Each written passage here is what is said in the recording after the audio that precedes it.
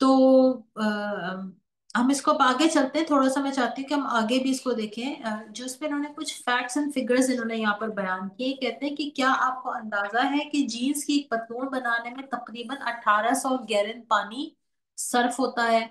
एक जोड़ी जूते जूते की तैयारी में तकरीबन 2257 गैलन पानी इस्तेमाल होता है। टॉयलेट पेपर के एक रोल की तैयारी के लिए 37 गैलन पानी, 1,3 यूनिट बिजली और तकरीबन 1,5 पाउंड लकड़ी दरकार होती है। एक अंदाजे के मुताबिक पिछली 3 दहाइयों में जमीन के तकरीबन एक दहाई से ज्यादा कुदरती वसाइल इस्तेमाल किए जा चुके हैं। ये एक अलार्मिंग बात है। और अमेरिका जो दुनिया का सबसे तरक्की याफ्ता मुल्क शुमार होता है, उसके निस से जायद दरिया और झीलें इतनी आलूदा हो चुकी हैं कि उनका पानी तैराकी, माहीगीरी और पीने के काबिल नहीं रहा है। और इन दरियाओं और झीलों का पानी हजारों साल से साफ और आला मयार का जाना जाता था। और सनती तरक्की से पैदा होने वाला जो वेस्ट है ना, उससे वो आलूदा हो चुका है। फिर ये कहते हैं, हम अगले पेज पर आ जाइए। मैंने आपको बताया था ना, मैं इसको थोड़ा सा छोड़ छोड़ के आप लोगों को एक्सप्लेन करूंगी, और मैं जहां जहां से मुझे लगेगा कि मैं हम यहाँ से इसको आसानी हम इसको इसका क्रक्स पढ़ सकते हैं, वो हम पढ़ते हुए आगे चलेंगे। ये जो हम ये जो दौर है ना, जिसको हम जदीद माशरती तरक्की का दौर कहते हैं, ये कहते हैं इसमें जो एक बड़ा मसला पैदा हो गया ना, वो है पीपल कॉन्शियसनेस का। यानी क्या है पीपल कॉन्शियसनेस? कि इस बात की मुस्तकिल फिक्र है कि लोग क्या कहेंगे मेरे बारे में, या हमारे बारे में क्या तासुर कायम करेंगे। मेरे घर के बाहर कचरा पड़ा है, लोग मेरे बारे में क्या सोचेंगे। मेरे कपड़े ऐसे हैं, लोग मेरे बारे में क्या सोचेंगे। मेरी गाड़ी छोटी है, इसके बारे में लोग क्या सोचेंगे। यानी हम जो है ना, पीपल कॉन्शियस लोग बनते जा रहे हैं। इस बुनियादी सबब के बायस मुसलमान दीन के बुनियादी तकाजे सादगी से दूर हो गए और उसके किसी वाज़ेह तस्वुर से भी महरूम हो गए। और तर्ज जिंदगी को मुतासर करने वाला जो दूसरा बड़ा सबब है, वो जदीद टेक्नोलॉजी है, उसकी गैर मशरूत कबूलियत है। यानी आपने उसको अनकंडीशनल कबूल कर लिया। यानी आपने कोई फिल्टर नहीं लगाया, आपने कहा बस जो आ रहा है वो आता जाए आता जाए आता जाए, आपने हर चीज को एक्सेप्ट कर लिया। उससे क्या हुआ है कि हमारे यहाँ जो सादगी का तस्वुर जो दीन ने हमें दिया था ना, हम उस तस्वुर से महरूम हो गए। तर्ज जिंदगी बिगड़ने की सारे अहम असबाब जदीद मगरबी तहजीब की वजह से। यहाँ पर आपकी जो हमारी जो मरूबियत है ना, जिसकी वजह से हम उनसे मरूब हैं, उसकी वजह से हमारे अंदर ये चीज पैदा हो गई है। बहुत से सादा दिल मुसलमान इस गलत फहमी में चले जाते हैं कि बेहयाई और चंद हराम कामों को छोड़कर जदीद मगरबी तहजीब की जो अकदार है, अकदार कहते हैं वैल्यूज को, अपनी नौयत के एतबार से इस्लामी है। मैं इसको बहुत आसान अल्फाज में आपको एक्सप्लेन करती हूँ इस जुमले को। जैसे उन्होंने कहा, ये कहते हैं कि हमारे यहाँ ना मगरिबी तहजीब की किस बात को बुरा समझते हैं कि यानी अगर कोई हराम काम है, बेहयाई का काम है, यानी लिबास की बेहयाई है, या पीने पिलाने की बेहयाई है, क्लब्स की बेहयाई है, जुए की बेहयाई है, हम सिर्फ इन कामों को बेहयाई का काम समझकर बाकी तमाम चीजों को हम ये समझते हैं कि ये इस्लाम है।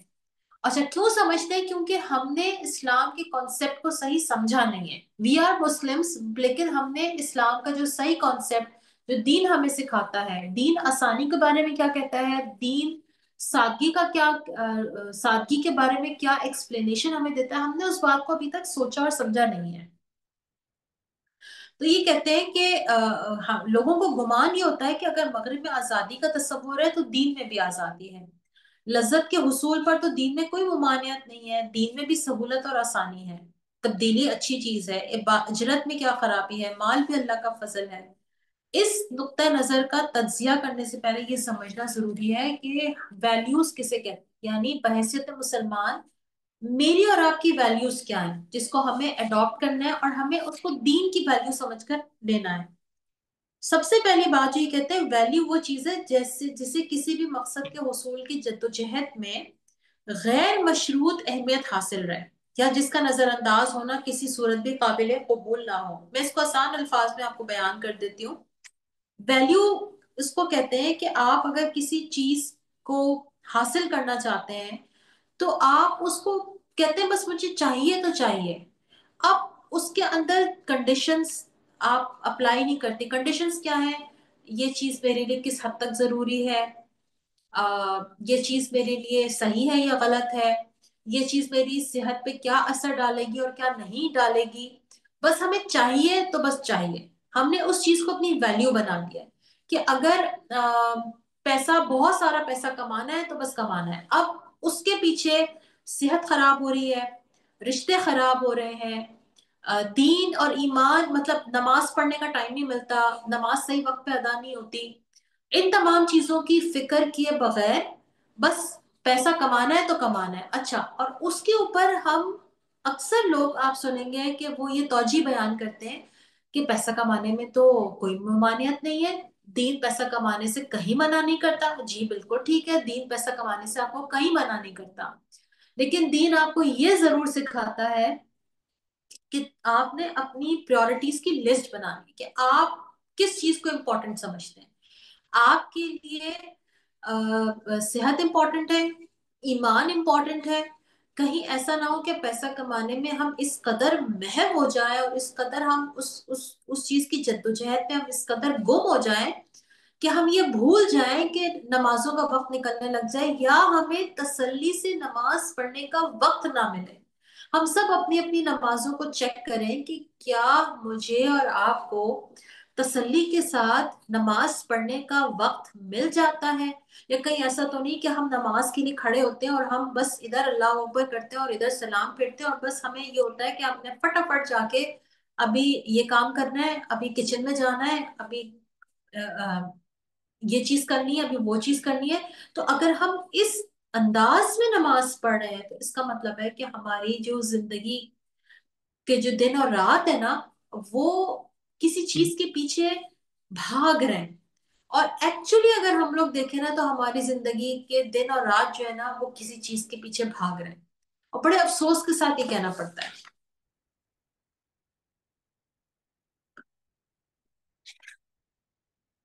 ठीक है,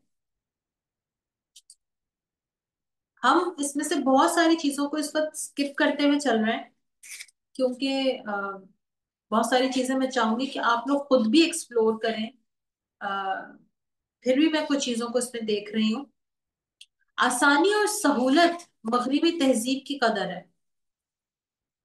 यानी कोई ऐसा काम या तरीका जो मुश्किल मालूम होता हो उसे उस काम या तरीके से तब्दील किया जाना चाहिए जिसमें सहूलत या आराम हो। बड़ी दिलचस्प बात इन्होंने की है कि माँ के लिए अगर दूध पिलाना मुश्किल हो तो डब्बे का दूध पिला दिया जाए, क्योंकि इसमें आसानी है। लेकिन अब ये ना इन्होंने कंपैरिजन किया है। कंपैरिजन इन्होंने इस तरह से किया है कि जैसे हम बहुत सारी मगरिबी तहजीब में आसानियों को ना हम अपने दीन से कंपेयर कर लेते हैं कि दीन भी तो आसानी की बात करता है। तो इस पे उन्होंने कंपेयर किया है कि अगर माँ के लिए दूध पिलाना मुश्किल हो तो वो डब्बे का दूध पिला देती है। और फिर हम कहते हैं कि इसमें आसानी है। और दीन में आसानी का क्या मतलब है कि दीन का कोई भी मुतालबा गैर फितरी और नाकाबिले अमल नहीं है, लेकिन इसका मतलब ये नहीं कि आसानी दीन में कदर का दर्जा रखती है। यानी आसानी जो है ना वो आपके दीन की वैल्यू नहीं है। आप आसानी इख्तियार कर सकते हैं लेकिन ये आपके दीन की वैल्यू नहीं है। अच्छा, कैसे नहीं है इसकी हमें एक जो मिसाल मिलती है ना वो हमें मिलती है कि अल्लाह ताला ने कुरान पाक में फरमाया है कि तुम्हें इस दुनिया में मुशक्कत, इंसान को मुशक्कत के लिए भेजा गया है। लेकिन इंसान इस दुनिया में क्या चीज तलाश कर रहा है? आसानी। मतलब इंसान ढूंढ ये रहा है कि उसको किसी तरीके से हर चीज में आसानी मिल जाए। फिर ये कहते हैं कि जब शख्सी आजादी और सहूलत, यानी शख्सी आजादी, मैं, मेरा आराम, मेरी खुशी, मेरी मर्जी। आजकल ऐसा हो गया है कि जो टीन एज बच्चे, तो खैर मैं कहती हूँ फिर भी शायद बड़े हैं, जो बिलो 10 इयर्स के जो बच्चे हैं ना वो भी कहते हैं मेरी मर्जी, बस मेरा दिल चाह रहा है मैं वही करूंगा जो मेरी मर्जी। और माँ बाप इस खौफ में कि अगर हमने इसकी कहा नहीं माना तो बच्चे धमकी देते हैं, आपने ये नहीं करा ना तो मैं घर से भाग जाऊंगा, आपने ये नहीं किया ना तो मैं छुरी से अपना हाथ काट लूंगा, आपने ये नहीं किया ना तो मैं स्कूल नहीं जाऊंगा कल पढ़ने, आपने ये नहीं किया तो मैं होमवर्क नहीं करूंगा, मैं खाना नहीं खाऊंगा। आजकल के 10 साल से कम उम्र के बच्चे भी अपने वालिदैन को धमकियां दे रहे होते हैं। और ऐसी नौबत क्यों आ रही है? क्योंकि वालिदैन जरूरत से ज्यादा जो है ना, एक तो वालिदैन की अपनी वैल्यूज खराब हो गई हैं, उनकी वो वैल्यूज नहीं रही हैं जो वो अपने बच्चों में वो कदरें पैदा करते हैं कि माँ बाप का एहतराम और माँ बाप को उफ तक ना कहना, और माँ बाप के बारे में जो बच्चों के अंदर कॉन्सेप्ट है ना कि ये मेरे दुश्मन है। आज के बच्चे माँ बाप को अपनी अपनी तफरी, अपनी आजादी के रास्ते में एक रुकावट समझते हैं, जिसकी वजह से वो कह देते हैं जी आप बैठे आराम से, हमें जो समझ में आएगा वो हम करेंगे। तो जब शख्सी आजादी और सहूलत इंसान की जिंदगी की बड़ी वैल्यूज बन जाए तो ये नौबत आ जाती है कि लोग बच्चा पैदा करना भी एक मुसीबत से कम नहीं समझते। और उसके लिए लोग क्या कर रहे हैं? हायर कर रहे हैं। यानी आप वो जो ये कॉन्सेप्ट भी तो बहुत हो गया ना कि आप एक दूसरी मदर, एक दूसरी औरत का जो रहम मादर है, उसमें आप अपना बच्चा जो है वो पैदा करवा दें। ये कॉन्सेप्ट भी अभी का नहीं है, बहुत पुराना है, लेकिन ये हमारे मुसलमान माशरे में भी अब कॉमन हो रहा है। अल्हम्दुलिल्लाह कि अभी इतना कॉमन नहीं है, और अल्लाह ना करे कि ये कॉमन हो, लेकिन ये आपके पड़ोसी ममालिक में बहुत कॉमन है, ये वेस्ट में बहुत कॉमन हो चुका है।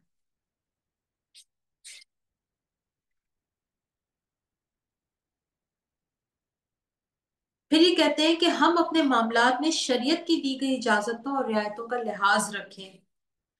ये कुछ और बात है, और अपनी जिंदगी में इस तरह गुजारें जैसे खुदा ने हमसे तलब की है, ये कुछ और बात है।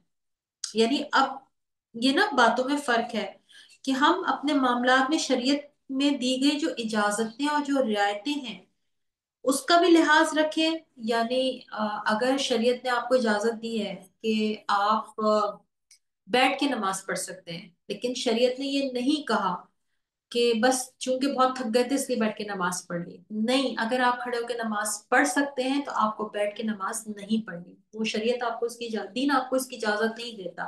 सिर्फ महज इस वजह से बैठ के नमाज पढ़ना कि वो बस थक गए थे काम करते करते, बस इसलिए बैठ के पढ़ ली, तो ये इसकी इजाजत नहीं है।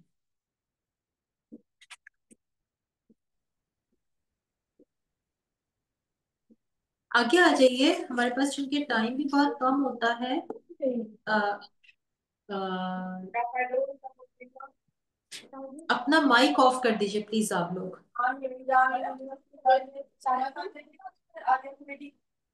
पेज नंबर 55 पे आ जाइए।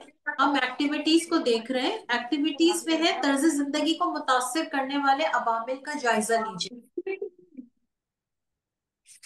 दर्ज झेल में दिए गए सवालात पढ़िए और उनमें सामने दिए गए दर्जों में अपने हस्बे हाल जवाब पर निशान लगाइए। इस जायजे में हरगिज नहीं जैसे जवाब का कोई दर्जा नहीं रखा गया, लिहाजा ऐसी सूरत में आपको शाज़ो नादिर के दर्जे पर ही निशान लगाना हो।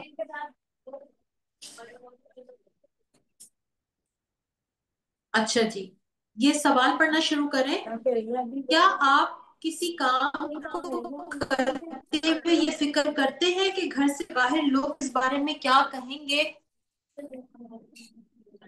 पेंसिल उठा लीजिए, मैं चाहती हूँ कि हम लोग अभी अभी जो है ना ये एक्टिविटी करें। पेंसिल निकाल लीजिए, और ये एक्टिविटी हम अभी करेंगे पेज नंबर 55 पे। क्या आप किसी काम को करते हुए ये फिक्र करते हैं कि घर से बाहर के लोग उसके बारे में क्या कहेंगे, अक्सर, कभी कभार, या शाज़ो नादिर? क्या आपके लिए कोई ऐसा काम करना मुश्किल होता है जो आपके अतराफ में कोई नहीं करता? टिक कीजिए आगे। क्या किसी काम को जारी रखने की ये वजह आपको दुरुस्त मालूम होती है कि ये काम सब कर रहे हैं या ये हर जगह हो रहा है? क्या आप किसी ऐसे काम की वजूहात और मकसद जानने की कोशिश करते हैं जो बहुत अरसे से किया जा रहा है? कभी हमने कोशिश की कि हम एक काम कर रहे हैं, बहुत अरसे से कर रहे हैं, क्यों कर रहे हैं? मिसाल के तौर पर मिसाल दीजिए। अगर आप में से कोई मिसाल देना चाहे तो अपना माइक ऑन करके मिसाल दे सकता है।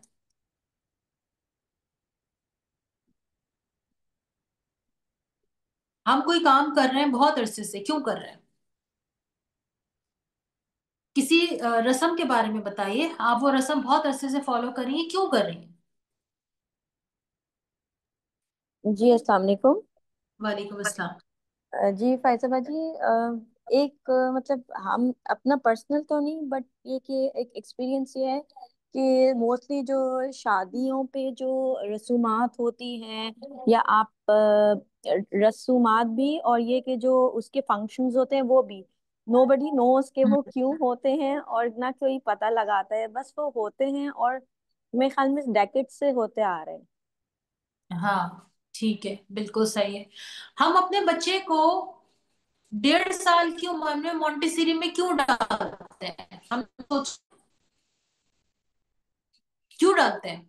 इसलिए डालते हैं कि स्कूल मांग रहा है। इसलिए डालते हैं कि वो मेरी बहन के बच्चे भी इसी एज में जा रहे हैं। इसलिए डालते हैं कि मेरी दोस्त ने भी इसी एज में बच्चों को डाला। इसलिए डालते हैं क्योंकि आजकल हर तरफ से यही गूंज सुनने में आ रही है। लेकिन हमने क्यों करना है, इसके बारे में हमने कभी अपने आप से सवाल किया? ऐसी बहुत सारी चीजें हैं जो आप अपने आसपास में देखेंगे कि हम ये क्यों कर रहे हैं। क्या हम इसलिए कर रहे हैं कि हमारे इर्द गिर्द माशरे में ये चीज हो रही है, या हम इसलिए कर रहे हैं कि इसके पीछे कोई वैलिड रीजन है? जिसको मैं अक्सर कहती हूँ ना कि आपका वाई मालूम होना चाहिए। आपके पास किसी भी काम को करने का वाई क्या है? आप सुबह उठ रहे हैं क्यों? आप नमाज पढ़ रहे हैं क्यों? आप डाइट फॉलो कर रहे हैं क्यों? आप वर्जिश कर रहे हैं क्यों? आप दोपहर को कैलूला करते हैं क्यों? आप रात को जल्दी सो जाते हैं क्यों? आप हर एक से आगे बढ़ के मिलते हैं या नहीं मिलते, पता ताल्लुक ही कर ली है क्यों? हर चीज का आपके पास ना एक क्लियर रीजन होना चाहिए। अगर आपके पास क्लियर रीजन या क्लियर इंटेंशन नहीं होगी तो एक बात आप लोग जहन में रखें कि आप इसी तरह जिंदगी में जैसे होता है ना, इंसान गधों की तरह लगा हुआ होता है, बस आंख बंद करके कर रहा है। कि जैसे आपने देखा होगा ना, वो घोड़े के मालिक ने ना घोड़े के इधर ऐसे वो लगा दी होती है कि उसको आसपास कुछ नहीं दिखता, बस वो उसी सीध में चलता रहता है जिस सीध में उसका मालिक उसको हाँक रहा होता है चलने के। तो बस हम उसी सीध में जा रहे हैं जिसमें हम देख रहे हैं कि बस वो दुनिया चल रही है, तो हम भी उसी रेवड़ का हिस्सा है। तो आपके पास रीजन होना चाहिए उस काम को करने का। फिर क्या किसी ऐसे काम को आप तर्क कर सकते हैं जिसकी ना तो कोई वजह समझ में आती है और ना ही खुदा के नेक बंदों के अमल से उसकी कोई मिसाल मिलती है? मिसाल, अब शादी ब्याह की जो मिसाल अभी आप लोगों ने दी, उसमें आप देखिए कि ऐसी कोई मिसाल आपको मिलती है कि हमें वो काम करना चाहिए? फिर क्या आप किसी चीज को मुंतखब करने का फैसला इस बुनियाद पर करते हैं कि वो नई है या उसमें चंद ऐसी खुसूसियात मौजूद हैं जो पुरानी चीज में नहीं थी, ख्वाह उन खुसूसियात की आपको जरूरत ना हो? यानी आप इस क्वेश्चंस को पढ़ते जाएंगे और आप इसमें टिक लगाते जाएंगे, एंड पे आ जाइए। अपने जवाबात के नंबर आपने जमा करना है और उसका हासिल लिखना है। कैसे आप इसका हासिल करेंगे? अगर आपके हासिल करदा नंबर 15 से 19 के दरमियान है तो ये मुनासिब सूरत हाल है। अगर आपके हासिल करदा नंबर 20 से 24 के दरमियान है तो आपको अपने तर्ज जिंदगी पर नजर रखने की जरूरत है और इस्लाह तलब मामलात को समझने की जरूरत है। अगर आपके हासिल करदा नंबर 35, 25 या इससे ज्यादा है तो ये बहुत तशवीशनाक सूरत हाल है। आप अपने तर्ज जिंदगी और तर्ज फिक्र पर गौर कीजिए और अपने मामलात में तब्दीली लेकर आइए। क्लियर हो रहा है आप सबको?